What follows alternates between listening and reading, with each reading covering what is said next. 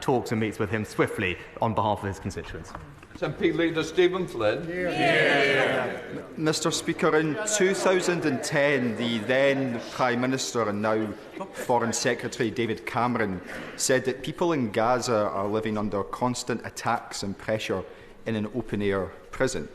Does the current Prime Minister not agree that if there is not an immediate ceasefire, then all of us in this chamber will be watching on as that open-air prison is turned into a graveyard?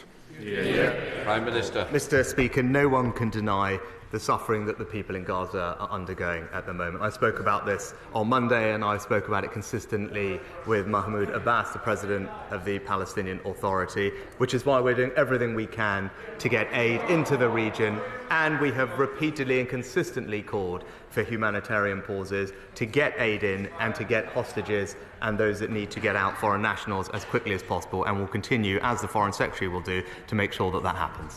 Stephen Flynn. Mr Speaker, how much worse does it need to get?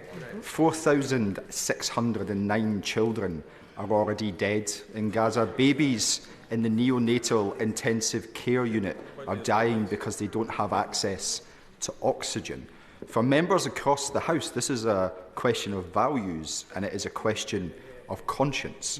So does the Prime Minister not agree that should there be a vote on an immediate ceasefire, that members across the House should be afforded a free vote? Prime Minister. Well, Mr Speaker, our position as a government is clear on this. It's right that Israel is able to defend itself, and that principle is one which we support. It has suffered an appalling terrorist attack. Hamas is a terrorist organisation, and it is not just Israel's right but duty to protect its citizens. At the same time, we have consistently at the United Nations and bilaterally with all our partners called for humanitarian pauses to ensure that more aid can get in, hostages and nationals can get out. That's the right thing to do. We will continue to do everything we can to alleviate the suffering that the Palestinian people are undergoing, and I'm confident that our efforts are already making a big difference on the ground. Thank you, Mr Speaker. Kirklees Council have closed Dewsbury Sports Centre.